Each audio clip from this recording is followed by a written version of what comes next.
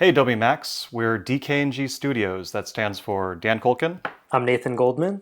and we're a graphic design and illustration company. And we work with all sorts of clients. We do self-initiated work, pretty much anything that requires the fusion of illustration, graphic design. So a lot of our history kind of comes from working with gig posters and most recently, let's say branding for breweries, but it's anything under the sun requires both versions of what we can do. So Nathan's kind of more a graphic designer, I'm more of an illustrator. And at the same time that we collaborate on a lot of our work, we also go back and forth between Illustrator and Photoshop. And that's kind of become a signature aspect to the style that we've developed. It has always started in Illustrator, but we also want it to have more of a nuanced, textured look that you might not be able to get from one program alone. So in this lab, we're going to be talking about how we actually use both programs in tandem. Oftentimes how we start in Illustrator and bring in textures from Photoshop, or in some cases move from Illustrator to Photoshop and polish a project there. But in either case, we're going to go through a few examples of how you can use some of our techniques in your own work by combining Illustrator and Photoshop. And before we jump in, let's go over a little history of our company.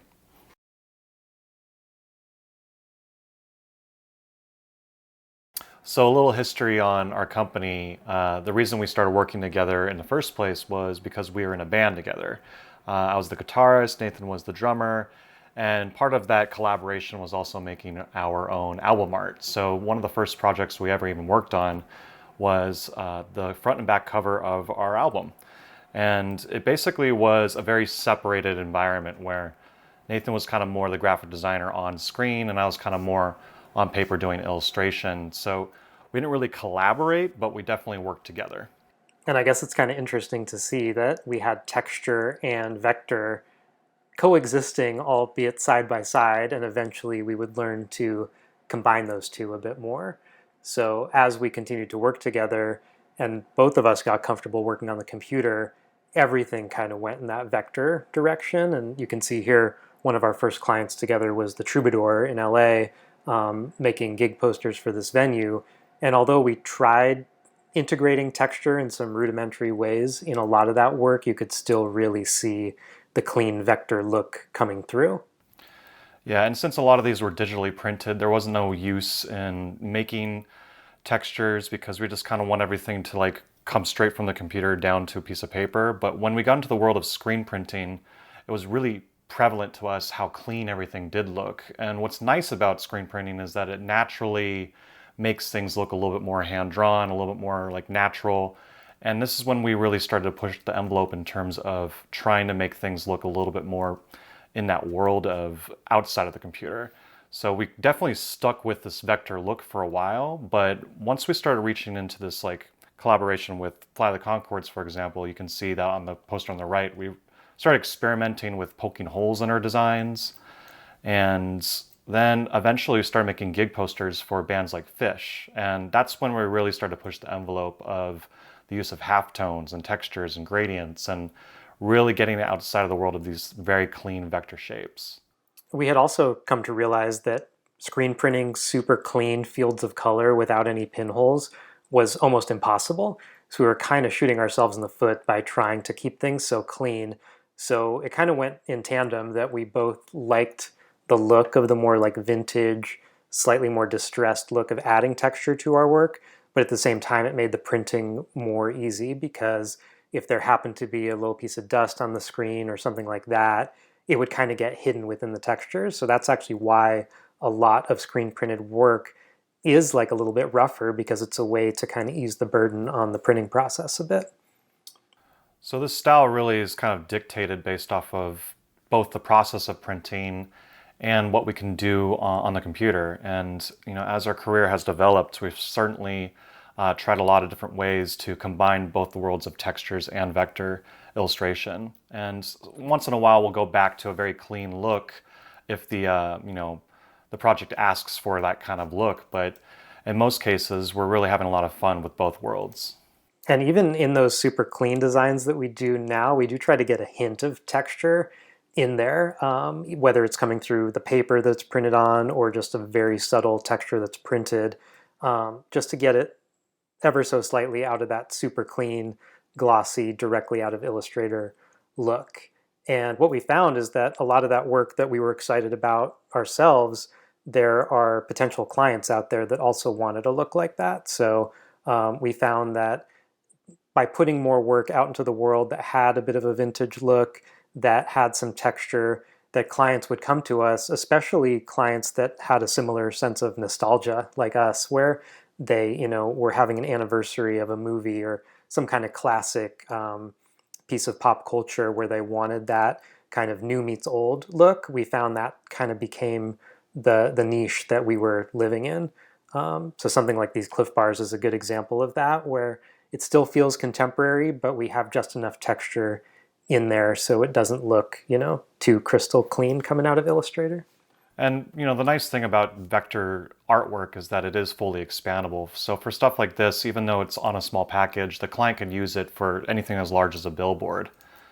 And we've gone as far as working with Sector 9 on skateboards, and this was a good example of really diving deep on the world of vector plus texture.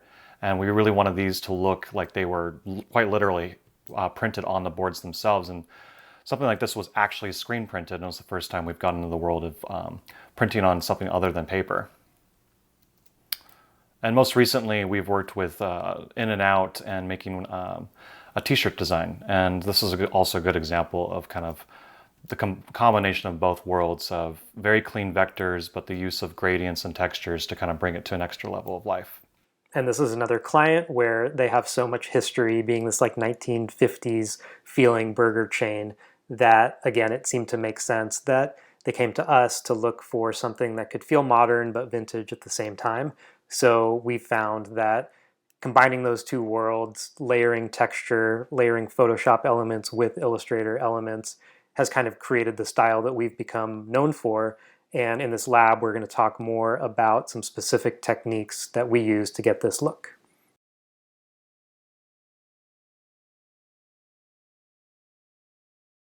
The majority of our work is created in Illustrator, and since Illustrator is using pretty much all vector assets, what comes with that is this very clean, kind of perfect look.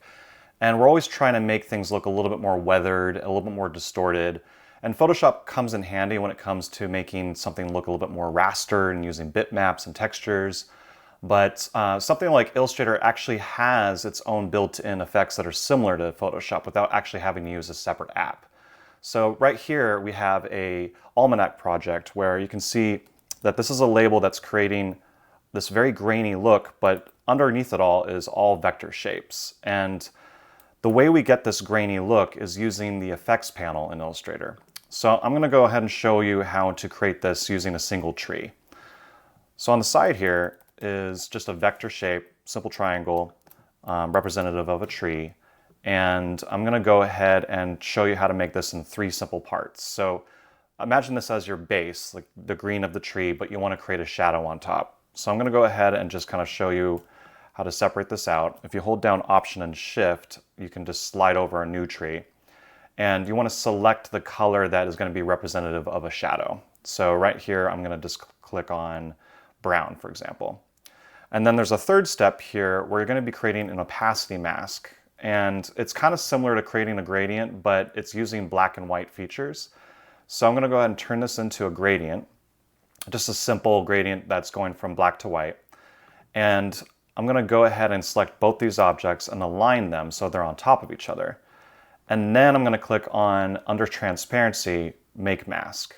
And now what that did was anything that was representative of white in the gradient is showing through to the brown. Anything that was representative of black in the gradient is actually turning transparent. And the reason we're doing it this way is that it's allowing us to use the effects panel, which is only going to use anything that's a black and white file. Otherwise, we'd just be using like a transparency using brown with actual transparencies. So go ahead and in the transparency area, you want to click on this part right here where it's actually the gradient, not the actual shape that it's on top of. And then go in Effects, Effects Gallery, and this is where things kind of get a little interesting.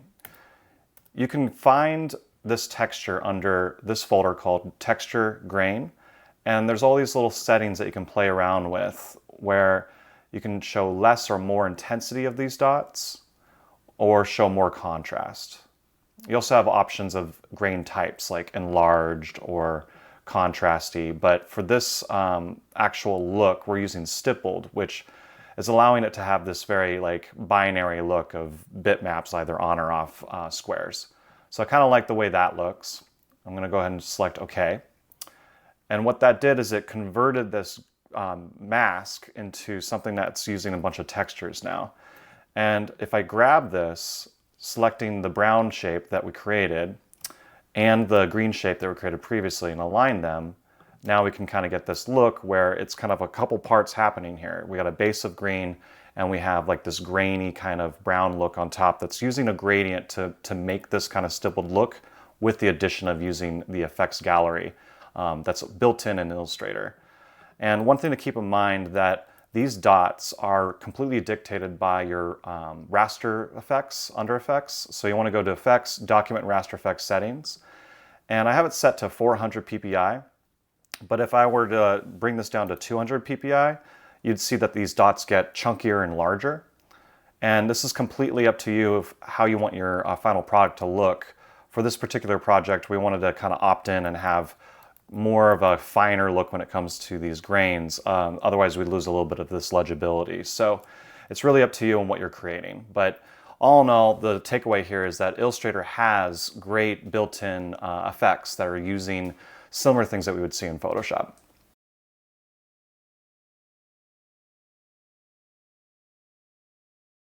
So for some projects, we want to kind of take that clean Illustrator look off the file, but we don't always have to rasterize imagery to do that. There are some cases where we can actually keep things live in vector, but still add some roughness to them to make them look a little bit more vintage and worn than just the clean vector art. So to show you an example of that, let's take a look at one of our projects. This is from our Ventana art print series. And this is actually a look at the final color separations. And if you look closely, you can see that everything in this file has kind of a rough look to it as far as along the edges. They're not super clean. There's holes poked in the file.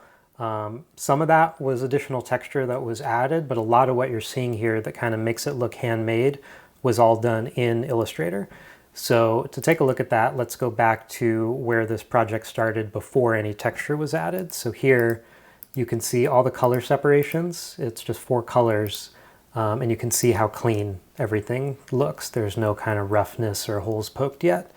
So for this example, let's just focus on this dark green layer for now. This would have been the last color that was printed. And in order to show this example, I'm going to use a set of actions created by TrueGrit Supply Co. And this is one called Hardware. But you can also create your own set of actions to do something similar. So one thing that's important when you do something like this is you can only apply it to one shape at a time. So before you start, if you're dealing with a complex design, make sure you use Pathfinder and unify everything to start. I've already done that, so all my dark green is one compound shape and I'm ready to get started. So the first thing I'm going to do is go into my graphics library, and I have all these different images provided by TrueGrit. So I'm just going to click on the first one, which is called Letterpress. And as you can see, it fills my shape with this photographic texture. Obviously, we're getting out of the vector world now, but just wait, we're going to come back to it. One thing to note here is that sometimes with complex objects, you need to add a few extra nodes to get curves to react correctly. So I'm just going to add a few anchor points to this object just to make sure that it's rendering correctly. All right, that looks pretty good. Now, the next step as far as using this particular plugin is to head over to the Actions palette, and TrueGrit's provided a couple different actions. One is called Vectorize, so we're going to try that right now. And now we're basically taking this photographic texture using image trace within Illustrator to create a vector version of it. And we can also use the preset in image trace provided by TrueGrit to make it look a little less of that typical live traced look and a little bit more organic.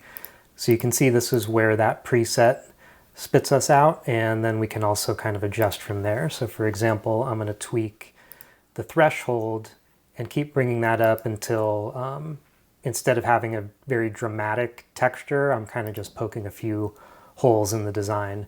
But at the same time, you can see that what used to be all of our straight, nice, clean curves like on this cactus here are now nice and rough and wobbly. So we're already getting that more kind of organic appearance. So once we kind of have that looking how we'd like it to look, we're still in this live image trace zone. So our final step in this True Grit step of actions is to click on this expand and clean up action. And basically now, if we look at outline mode, we can see that we're all back to vector shapes, but instead of that clean image that we started with, we've got holes poked in it, we've got our rough edges, and it was a really quick way to make something look nice and vintage and organic, but still be completely vector and completely scalable in Illustrator. One last step, as you can see, by doing that, it turned our art black. So as a final step, I can just go back into my swatches, pick that dark green that we were using originally, and now if I turn the rest of the layers back on, you can see how our one textured layer kind of compares to where we started with a clean look. So in order to finalize this process, I would just go color by color, texturizing each one until we get a result that's closer to the final art. So like I said, if you want to try that specific version of applying effects, check out True Grit. But if not, you can also try creating your own action sets, using your own textures, and create something very similar in order to produce textures that remain vector in Illustrator.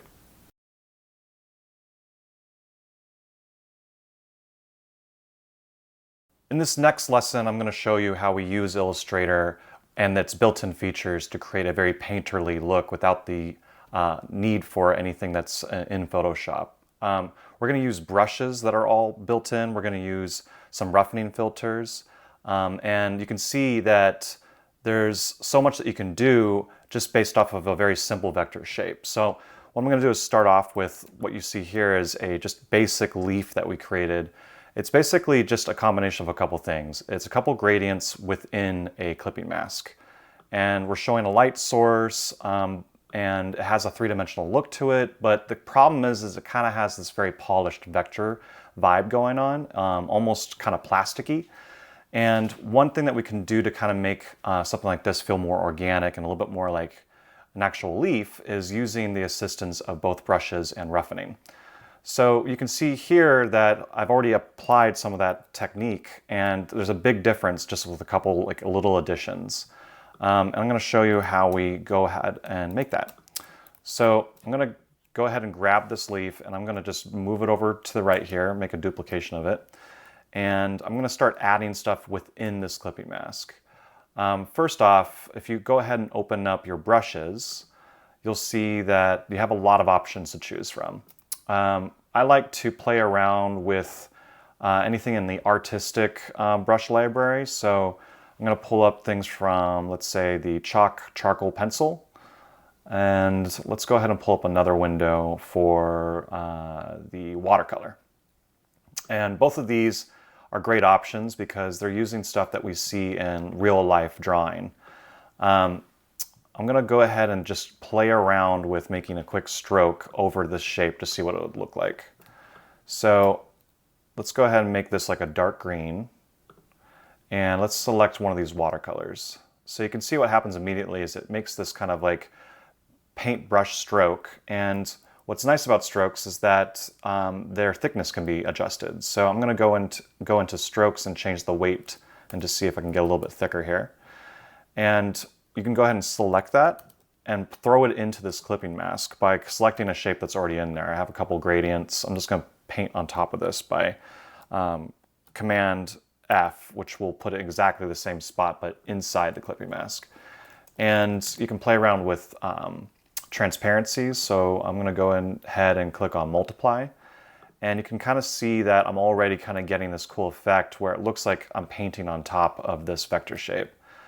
And then I'm going to go ahead and play around with the exact same line that I made and see if I can kind of draw using just these couple nodes and get it to be a little bit more complex and organic looking. So I'm going to spin it around. One thing to keep in mind about these vector shapes, these vector brushes, is that they're all directional. So they kind of get like lighter or darker based off one side. And you can also play around with the thickness again and just kind of get it to a spot where you kind of like the way it looks. Right now I'm going to go as thick as 8 points. And what's nice about getting really large with these is that it just gets more and more painterly looking. All right, so then I'm going to go ahead and make another stroke and kind of get like a speckle effect. And keep in mind, all this is still vector, which is pretty neat. You don't have to like worry about any rastering. In this artistic chalk charcoal pencil option, I'm going to click on this one that's just chalk.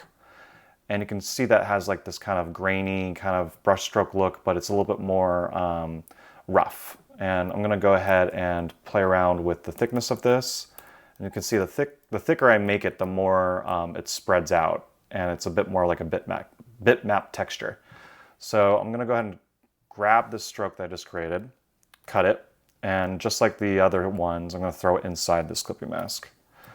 And you can play around with some overlay features if you'd like. I'm going to go ahead and do multiply. That's kind of a favorite of ours, and lower down its opacity to something a little bit more subtle, maybe like 40%.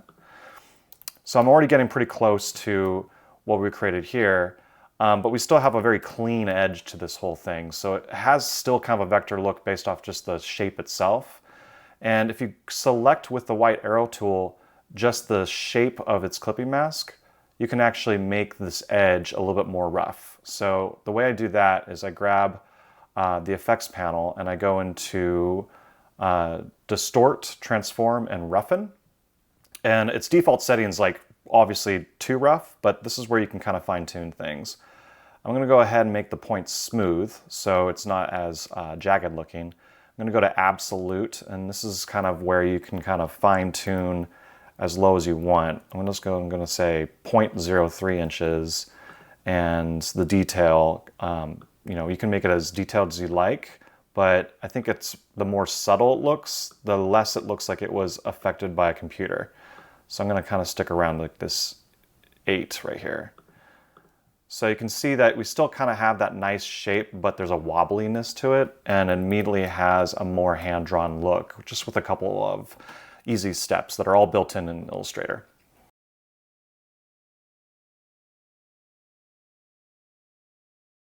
Sometimes part of our Illustrator workflow is bringing textures into Illustrator to help get that kind of perfect vector sheen off of our native Illustrator files.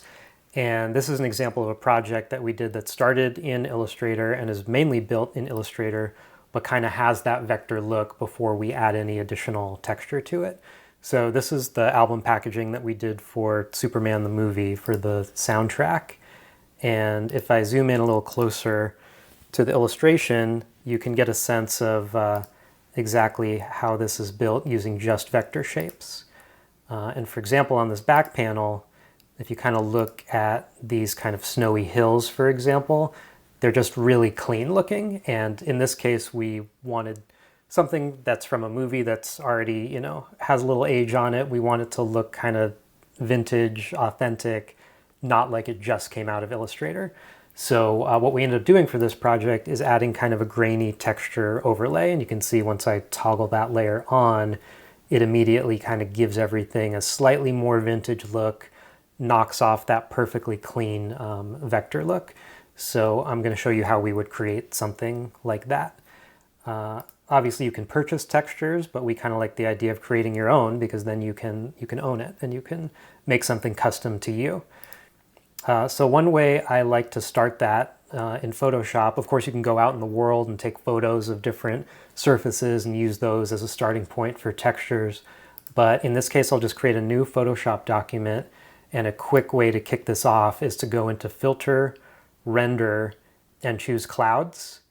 because as you'll see, in order to start this texturizing process, I don't really need a specific image of anything. I just need some kind of varied information within the file that I can then start manipulating. So in this first method, I'm going to show you how to just create a JPEG of a texture, and we'll look at the pros and cons of that. So I kind of want that grainy look. So the first thing I'm realizing is that this is going to kind of be too high contrast with the clouds as I have them now. So I'm just going to kind of mess with the levels to get a lower contrast look. And then I'm going to go back into the filter menu and do noise, add noise. In this case, I'm going to have monochromatic selected because I want to just keep everything this one color look, and you can kind of fine tune how much noise you want, whether we still want to see some of those cloud details coming through. I'll leave a tiny bit of that and click OK. So that's basically what I'm looking for. I'm now going to save this as a JPEG, and we'll see how that works in Illustrator. So I'm just going to call this grain texture. So now let's head back into Illustrator, and I already have a layer here that I'm using for texture, so I'll just delete our existing texture for now so we can play with this new one. So I'm going to place this grain texture JPEG into Illustrator, and immediately we can see this is obviously it's a JPEG. It includes a background. It's not going to be transparent. So in order to modify this, we're going to have to head over to our transparency menu and mess around with the different blending modes. So for example, I could put it on multiply. That does give me this textured look, but perhaps it's a little muddy or a little heavy-handed looking. I can try lowering the opacity a bit. So that's kind of getting to what I'm after, but ideally I would like the idea of if this texture kind of poked holes and kind of lightened up the design and added some white to the design, as opposed to this that's just darkening the design. Another thing is that this is just pure black based on how we brought it into the program, and I can't currently modify that. The reason for that is that I did not save this as a grayscale file, which I'll show you in a second is really going to help us have a much more usable texture in Illustrator. So let's go back to Photoshop, and let's go back a few steps to when we created these clouds and lightened the contrast. Now, instead of adding noise there, I am going to make this into a grayscale file. So we're going to discard the color information, and now we're going to make it a bitmap. And this is going to do two things for us. The fact that we just made that file grayscale instead of RGB or CMYK, it's going to allow us to actually change the overall color of it in Illustrator. And if you haven't done this before, it's pretty crazy that it actually does this, but you'll see. And by making it a bitmap, I'm going to be removing the background. Basically anything that was white is now going to be transparent. So it's going to be much easier to work with in Illustrator. So as far as in the bitmap here, you can play with all these settings. You'll get lots of different results of whether you use different types of bitmap modes. But in order to experiment for now, we're going to keep it at 300 dpi, and I'm going to use diffusion dither, which should give us kind of a fine dot pattern like what we're seeing here. So now this has been bitmapped. So rather than this having that kind of anti-aliased smooth look that you typically would see in a JPEG or in a photo, as you can see when we zoom in, this is purely made of dots. Basically, there's either a black dot there or there's nothing. And it's that's going to make this file much more usable in Illustrator.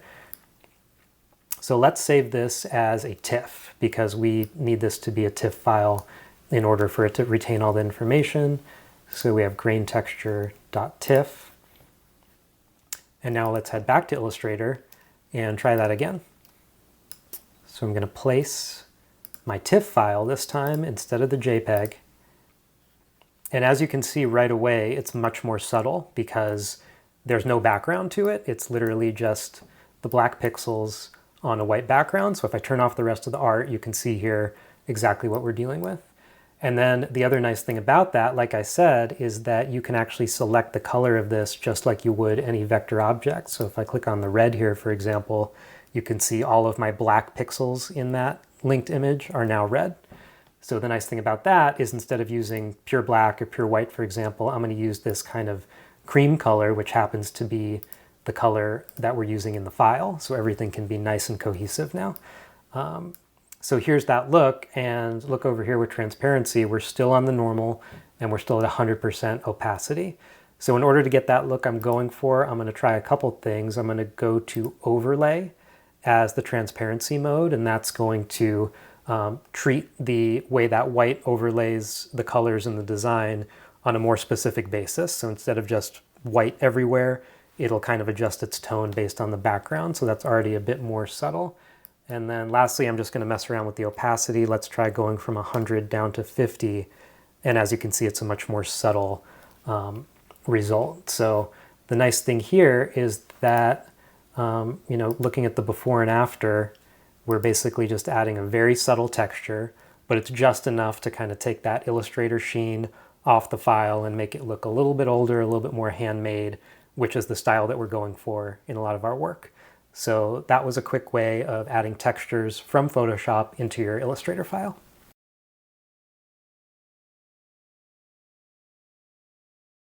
Much of our work that we create ends up being screen printed, and a lot of it's created vector in Illustrator, but in order to get it to work in the screen printing world, we have to layer things color by color. And it's kind of a complicated process, but it's using the assist of Photoshop to create halftone dots. And I'm going to show you how we create one layer using a very complex file that we recently created using both programs. So as you can see here, we have the vector file for our Christmas vacation poster. And everything is unseparated. It's just kind of the working file. And it's all vector based. It's using some textures that we threw into clipping masks to kind of get like this photorealistic look. But all in all, we call this kind of the smooth file, which means that nothing's been gone through Photoshop yet in terms of turning into bitmaps.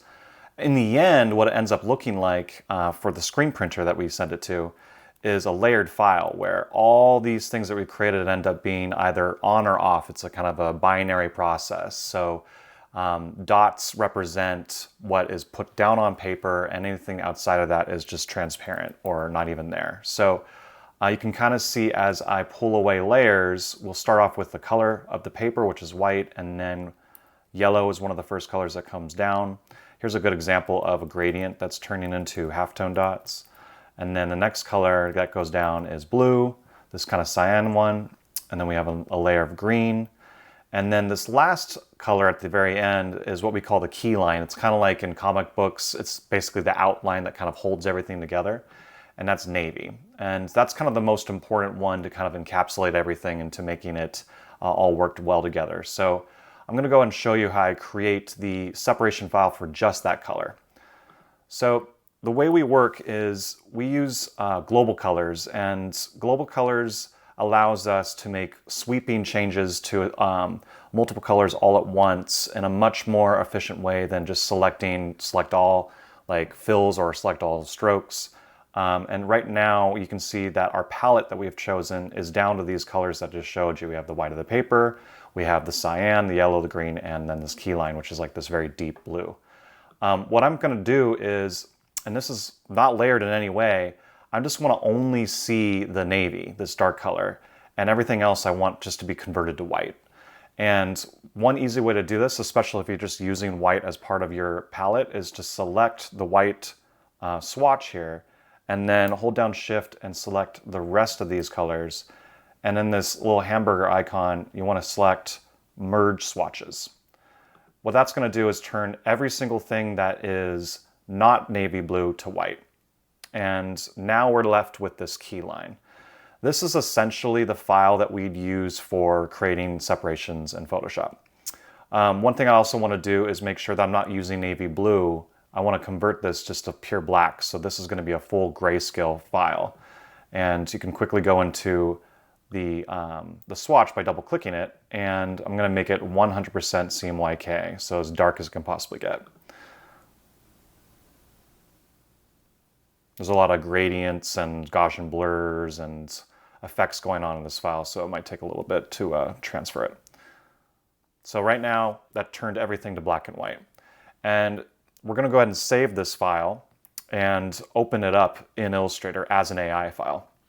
So you can see here, I already have it saved, and I'm going to drag it into Photoshop.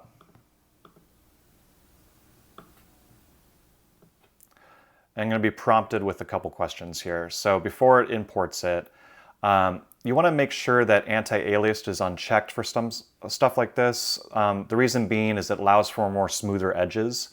And you don't want to change the sizing or anything like that. But typically with resolutions, we try to stay above 600 dpi. That allows for it to be as crisp as possible. So I'm going to go ahead and just select OK. It's going to load it into Photoshop. And just as a reminder, this is literally taking an AI file that's vector-based, bringing it into Photoshop, and it's going to bring it in basically as a flat image. Okay, so now I have this entire file uploaded into Photoshop. It's a flat image. It's no longer vector-based. It's not a smart object or anything like that. It was just simply dragging an AI file into Photoshop. And right now it looks grayscale. You want to make sure that it is on grayscale. That'll just delete any color that's happening. The next step is converting it to grayscale to bitmap. And this is where things kind of get interesting because you're choosing something that is binary. It's either going to pick black or white. There's no longer going to be any gradients, no grays.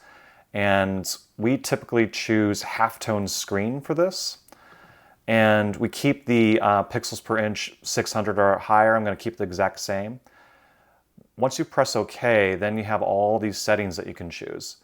So frequency is based off of how large these dots are going to be and how close they are to each other. Typically with screen printers, I would kind of max out at 45. We've worked with printers that can go higher than that. And the angle that you choose is also very important. We've learned that 22.5 is a great angle to start from, and anytime you do a new layer, you want to add 15 degrees. And then the shape that you choose is round. Some printers choose to use ellipse. Both are very similar, but for this lesson, I'm just showing you some kind of the basic settings that we use. So I'm going to press OK. And now this file has been converted to only dots. So basically only anything that's been converted to only black and white. And as you can see, as I zoom in, it's no longer using any grays, but when you zoom out, it very much keeps all the detail that we were hoping for. And now that I have this bitmapped image in Photoshop, I'm going to go ahead and save it as a TIFF. And it's important to choose TIFF because that allows you to change the colors in Illustrator when you bring it in to test the file. So once you do the save as, you just want to make sure you select TIFF. And once I bring it back into Illustrator, you can see that we have this file that I showed you originally, but what's actually happening here is I'm going to turn off all the layers behind it. This file that we're seeing right here that's linked is the file that I created in Photoshop, and it's set to blue. What's nice about TIFFs is that when they're bitmapped, you can actually change their color. So right now it's set to blue, but if my keyline was green or any other color, this is where you can kind of test what it would look like. And then add your colors layer by layer below that. So you can see I got the green, I got the blue and yellow. And this is kind of how we show what it would look like in real life before we send it to the printer. So to conclude this is basically the simple way of showing you how we separate a single layer for screen printing. Obviously there's more to it when it comes to multiple layers, but this is a good starting point on how you can understand how halftoning works. Beyond that, it's really just about making sure that you have the appropriate amount of trapping layer by layer, but that's a longer story.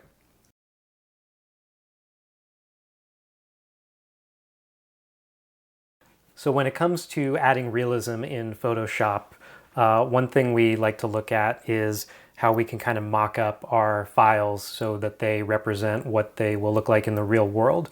In the case of the beer packaging that we work on for Almanac Brewery, sometimes it doesn't always make sense to photograph something like this, and we can get similar results by creating something in Photoshop. So I'll show you how we do that using smart objects. So like with most of our projects, most of these labels begin their life in Illustrator. So here's the flat artwork, And the interesting thing about something like beer packaging is that we're literally the only people that are ever going to see the flat version of the artwork. Anyone that interacts with the packaging in person is just going to see the can, and obviously you can only see about a third of the circumference of the can at any given time. So there are ways that we could try to wrap this in Illustrator, like we could use some of the 3D revolve and extrude and bevel to try to get something similar, but this is one thing that we find is a little easier to accomplish in Photoshop using existing templates that we have either purchased online or created. So I'm going to start with this artwork in Illustrator, and it does have a bleed on it. So I'm going to create a clipping mask using this shape of the label in order to use the shape that we're going to export. So that's the actual trim size of our label. And now I'm going to export it as a PNG because I want it to have a transparent background. So I'll just save that to the desktop for now. And I'm going to do it at 300 DPI to work with my high resolution mockup that I have in Photoshop. So now that we've exported that PNG, I'm going to head over to Photoshop where I have this can rendering that we use. This is one that we purchased from a stock image site, but you can create your own, or there's plenty of resources out there like Adobe Stock where you can find things like this. So this Photoshop file comes with a label layer, which is actually the smart object. You can tell that this is a smart layer by the little page icon in the layer palette. So as you can see, we've used this for other label designs as well, but I'm going to click on that. And here you can see that this is full of other labels that we've included, but now I'm going to place our new label in the file. So we put that on the desktop. Here it is. In this case, I know the specific scale that I need to get this to. But if you're doing this for the first time with a new template, there's a little bit of trial and error to make it look exactly how you'd like it to look. But for now, I'll just kind of rough this into place and basically get it centered on our can. So once we have that about where we think it's going to land, I'll make sure all my other layers are turned off. And let's close this template file, and then we'll get our first look at how this is looking in the rendering. So as you can see here, this smart object is set up to give us the look of wrapping around the can. So we didn't actually have to push and pull manually. So for something like a series like this where we're constantly doing new renderings, this is a great way to do it. Another thing that's helpful is I could go back into that label template and move the label around. So if we wanted, for example, to show the back of the can in a separate rendering, we could do that. But that's just a quick and easy way of starting with a template and using smart objects to take your flat artwork from Illustrator and make it look realistic in Photoshop.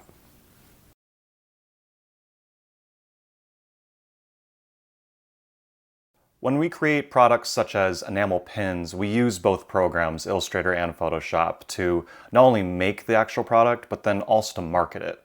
So as a whole, we create the enamel pin design in Illustrator. It's all vector-based. But when it comes to marketing, rather than using photography, which could be a little bit time-consuming, oftentimes we actually make a digital mock-up in Photoshop, which makes it look very realistic, and it's all using the vector assets that we created in Illustrator. So I'm going to show you how we create the product, getting it ready for a digital mock-up, starting in Illustrator, and then moving it on to Photoshop. Now you can see I'm in my Illustrator file where we actually created these designs for these pins, and right now they're as live as they can be, meaning they have strokes involved, some fills, they're all using like clipping masks and whatnot. So it's basically still workable. I can like change any of the file that I want to, but what I want to get it to in order to make this mock-up is basically a production file where this is what we sent our manufacturer. It's all pathfindered, so all the shapes are solid fills, there's no more strokes, and everything's kind of butted up against each other. So a quick way to get to that point is just to grab your entire design and go into Object, Expand Appearance, And then you'll see as we did that, there's still something going on here where I'm seeing some strokes going on. So I'm going to go into Object again and go into Path and Outline Stroke. And what that's doing is just guaranteeing that everything I'm dealing with right now is just solid fills.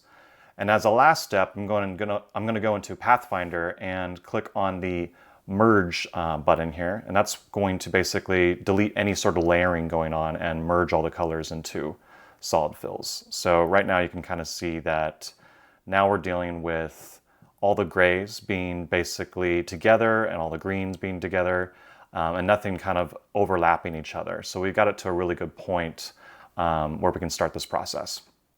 I'm going to go ahead and jump into the production file, and just because it's the cleanest version of what we have going on here. And I'm going to create two different versions of this. So I'm going to go ahead and duplicate it. It's going to be identical here. And the reason I'm doing that is because we're creating two different things in Photoshop, one to represent metal and one to represent these enamel fills that are inside the metal. And to show you what that looks like in Photoshop, this is actually not a photograph. This is using these vector elements and using different techniques with beveling and embossing to create this illusion of like this three-dimensionality. So to create this metal look is one thing that we do, and to create this fill is one thing that we do. So what I'm going to do here is I'm going to turn off the metal just to show you what that looks like, and also turn off the fill to show you what that looks like. So you can see there are two different layers. So in order to get to this spot, we want to go back into Illustrator and grab one of these. And I'm going to just go ahead and copy and paste it into this file just to show you side by side. It's obviously going to be a completely different size, and that's okay. And then I'm going to grab the second version, and I'm going to copy that and paste it in place so that they're exactly on top of each other. So both of these files that we're seeing here are identical, but they're coming from a different source. I'm going to bring up their scale a little bit, and right now I'm holding both of those layers together. And I'm going to go ahead and double click on this Vector Smart object on top. And what's going to do is bring up an Illustrator file of just this. And what I want to do is just delete anything that's not representative of metal. So I'm going to go ahead and magic wand the gray, which is silver, and select inverse. And go ahead and just delete anything that's not metal. And go ahead and save that file. I'm going to go back into Photoshop. And you can see when I turn off this layer that's behind it, we're just dealing with that metal. And on the second layer here below it, I'm going to double click on that and delete the metal. So same process, but kind of the opposite. So magic wand the gray, delete that, save. And the reason I did it this way is so that everything aligns perfectly, rather than bringing in two different files at two different times. So right now, once I save both of those Vector Smart objects, you can see that there's a fill and there's also a metallized top.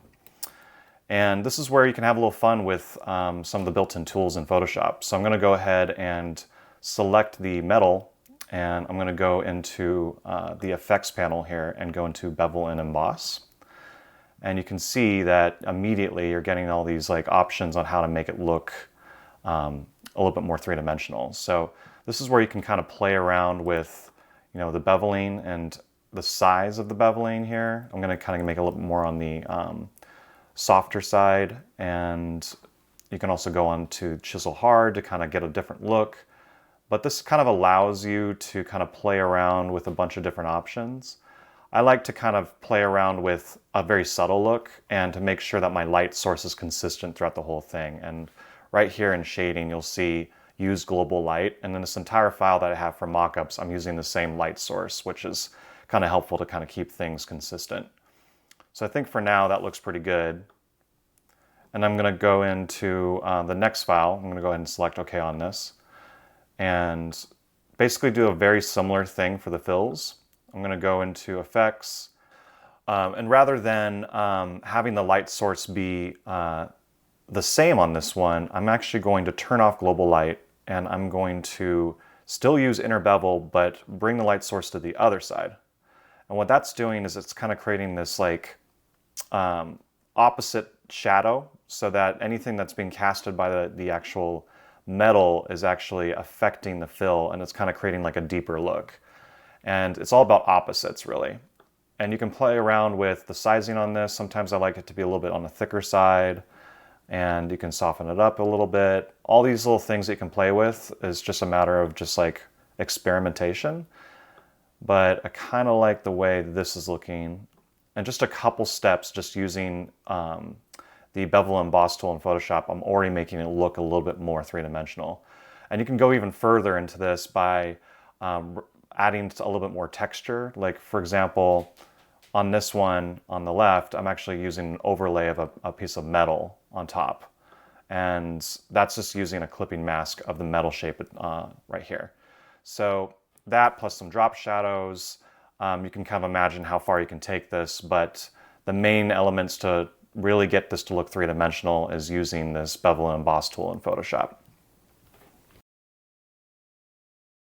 Hey everyone, thanks so much for checking out our lab today on how we combine Illustrator and Photoshop.